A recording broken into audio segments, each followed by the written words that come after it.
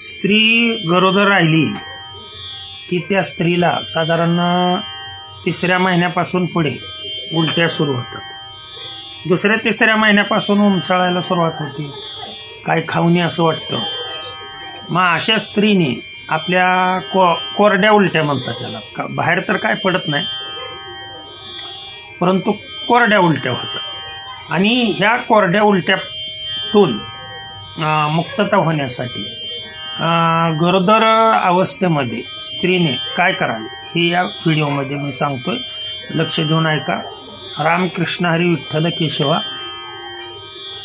करायचं काहीच नाही, 1 ग्लासभर पाणी, त्या ग्लासभर पाण्यामध्ये 3 चमचे तांदूळ टाकायचे शिजायला।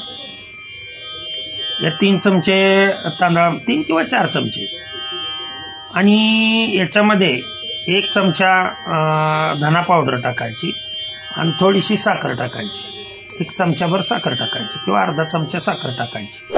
हे चांगलं उकळू द्यायचं आणि उकळल्यानंतर हे पाणी गाळून घ्यायचं। ते बाकीचा चोथा खायची आवश्यकता नाही, हे पाणी गाळून घ्या। आणि हे पाणी ज्या वेळेला तुम्हाला मळमळतं, उलटी येते, अशा वेळेला हे पाणी थोडं थोडं पित राहायचं।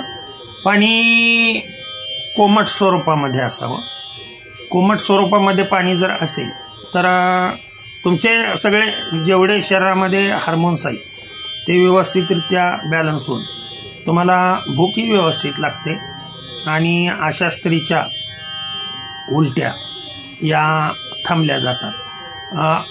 छोटासा व्हिडिओ परंतु माझ्या नातवंडासाठी किंवा मुलींसाठी आवश्यक असणारा असा व्हिडिओ मी अपलोड केला।